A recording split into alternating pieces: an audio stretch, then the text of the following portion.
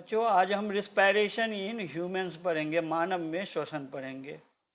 The function of respiratory systems is to breathe in oxygen, oxygen को सांस लेते हैं श्वसन तंत्र में और रिस्पायरेशन में।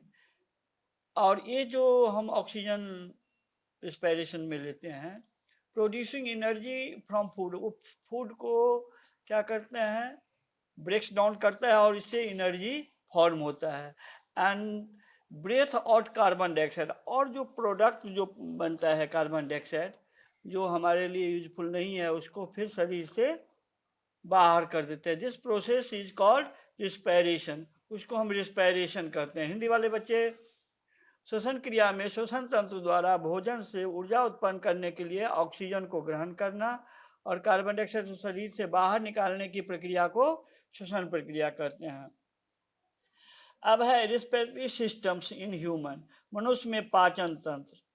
अब देखें मनुष्य में पाचन तंत्र के विषय में हमको कैसे ये हम लोग ऑक्सीजन टेक करते हैं और एयर लेते हैं और फिर ये कार्बन डाइऑक्साइड को बाहर निकालते हैं।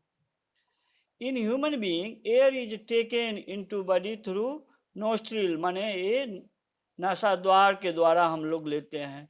The air passing through a nostrils infiltrate by fine air, और नाक में छोटे छोटे बाल होते हैं और म्यूकस श्लेष्मा होती है, चिपचिपा होता है नाक में, उसके द्वारा वो क्या होता है, फिल्ट्रेट हो जाता है, माने अशुद्धियाँ जो होती है वहाँ पर रुक जाती है और फिर हम फ्रेश एयर हमारे भीतर जाता है। The air Passage through throat, और गला से लंग्स तक पहुंचता है। रिंग्स ऑफ कार्टिलेज, उस बीच में कार्टिलेज माने लचीली हड्डियां की कुछ रिंग्स होते हैं जो थ्रोट में, जो हमको ये इंश्योर करता है कि एयर के जो पास होने में कोई रुकावट नहीं, नॉट कॉलेप्स, कोई रुकावट न उत्पन्न हो। अब देखो हिंदी वाले बच्चे लिखेंगे, मनुष्य में वायु शरीर के अंदर नासाद्वार द्वारा जाने वाले वायु के मार्ग में उपस्थित महीन बालों और श्लेष्मा की परत द्वारा धूल और दूसरी अशुद्धियां रहित हो जाता है, माने ये अशुद्धियां को फिल्ट्रेट कर लेता है। यहाँ से वायु कंठ द्वारा लंग्स में प्रवाहित होती है। कंठ में उपास्थि के वलय होता है जो वायु मार्ग अवरुद्ध न हो, इसके लिए ये सुनिश्चित करता है। ये डायग्राम भी बनाना है पेपर में, और ये डायग्राम बना के श्वसन तंत्र का, और ये तुम्हें लेबलिंग भी करना होता है, तो ये प्रैक्टिस करेंगे घर पर और उसका लेबलिंग का भी प्रैक्टिस करेंगे। अब आते हैं हम लोग, अब लंग्स में जाने के बाद क्या होता है, तो with in the lungs the passage divided into a smaller tube which finally terminate in a balloon-like structure which is called alveoli। alveoli कहते हैं उसको, वो बैलून लाइक स्ट्रक्चर होता है, इसमें भीतर में देखते हैं बैलून लाइक स्ट्रक्चर। इसको हम कोपिका कोश हिंदी में कहते हैं, एल्वेलर भी कहते हैं इंग्लिश में। तो alveoli, this alveoli provide the surface of the exchange of gas, वो जो एल्वेलाई होता है वो प्रोवाइड करता है सरफेस ऑफ गैस एक्सचेंज, यहाँ पर गैस का एक्सचेंज होता है। ऑक्सीजन ब्लड को देता है और कार्बन डाइऑक्साइड ब्लड से लेके फिर फेफड़े के नाक द्वारा, नाक से नासाद्वार द्वारा होते हुए बाहर हम निकालते हैं वायुमंडल में। The walls of alveoli contains an extensive network of blood vessels, और ये जो हमारा कुपिका कोश होता है, एल्वेलाई होता है, उसमें बहुत से ब्लड वेसल होते हैं, माने रक्त केशिकाएं होते हैं, छोटे छोटे रक्त की नलिकाएं होती है। The blood brings carbon dioxide from the rest of body, वही, और ब्लड जो लाता है पूरे शरीर के कोशिकाओं से ब्लड कार्बन डाइऑक्साइड, वो कहाँ पर लाता है, यही ब्लड वेसल्स में लाता है, एल्वेओलाई के ब्लड वेसल तक लाता है। और वहाँ पर क्या होता है, एल्वेओलाई में ही आज जो हम टेकिंग करते हैं ऑक्सीजन, उस ब्लड क्या करता है, उस ऑक्सीजन को टेक कर ले लेता है और फिर वो सेल्स तक पहुँचाता है। तो ये लिखा हुआ है, for release into alveoli and the oxygen in the inhaler air is taken up by blood, blood के द्वारा वो ऑक्सीजन ले लिया जाता है in the inhaler blood vessels, जो ब्लड वेसल्स में होता है, मौजूद है, and transmitted to all the cells of the body, और पूरे शरीर के बॉडी के विभिन्न सेलों तक पहुंचाता है, जहाँ पर माइटोकॉन्ड्रिया में रिस्पायरेशन होता है, और ये हमारा भोजन को ब्रेक डाउन होकर यहाँ पर एनर्जी मिलती है। In the human the respiratory pigment का नाम क्या है? हीमोग्लोबिन। ये पूछा जाता है, what is a respiratory pigment क्या है? तो which is a very high affinity of, वो ऑक्सीजन के साथ उसका बहुत हाई एफिनिटी होता है, वो ऑक्सीजन को अपने में मिला लेता है। This pigment is present in the red blood corpuscles में होता है, वो क्या होता है?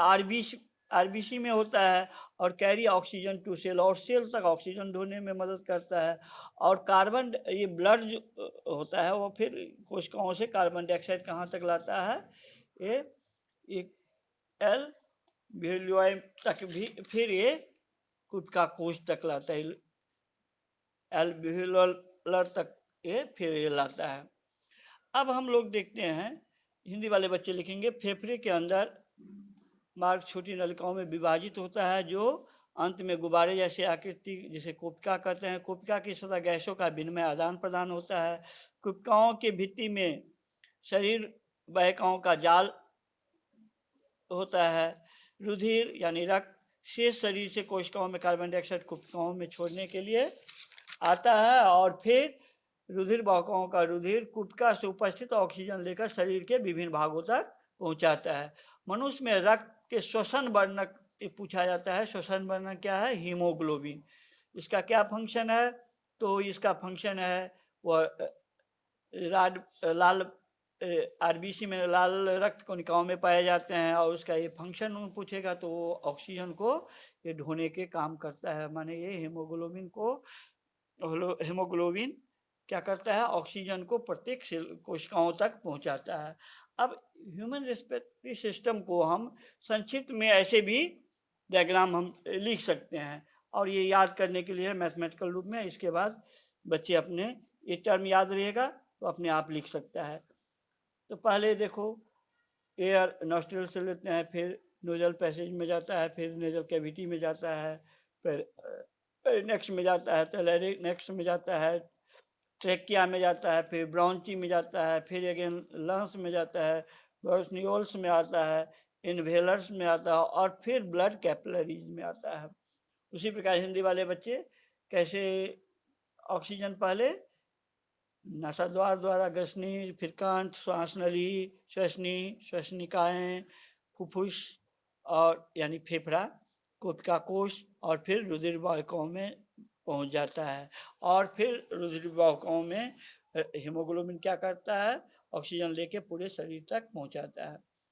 अब यहाँ पर एक चीज़ नोट करने वाली बात है, जब average breathing rate of A adult man में क्या होता है?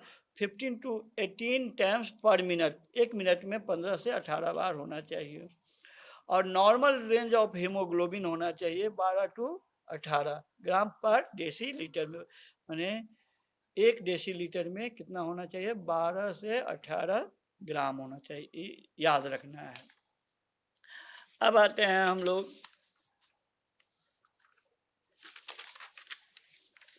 फिफ्थ में। अब है exchange of gas between alveolus and blood and tissues में कैसे गैसों का आदान प्रदान होता है।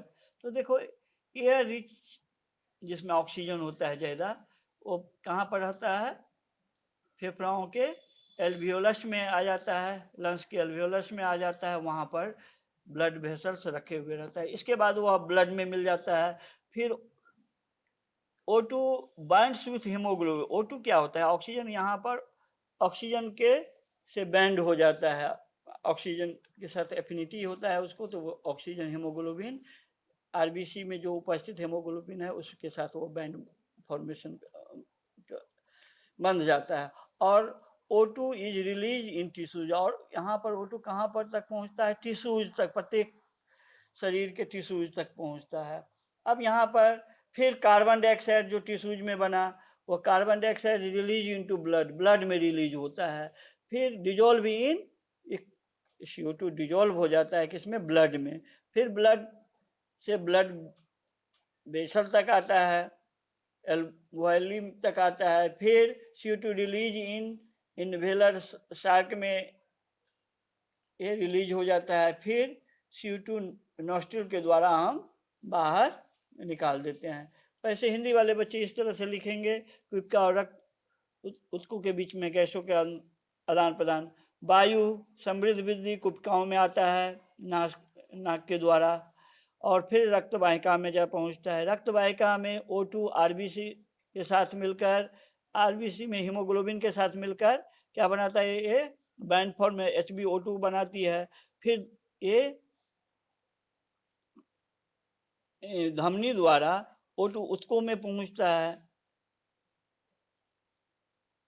और फिर ये ऊतक ग्लूकोज का ऑक्सीकरण होता है, फिर CO2 फॉर्मेशन होता है। कहाँ पर, ऊतक में।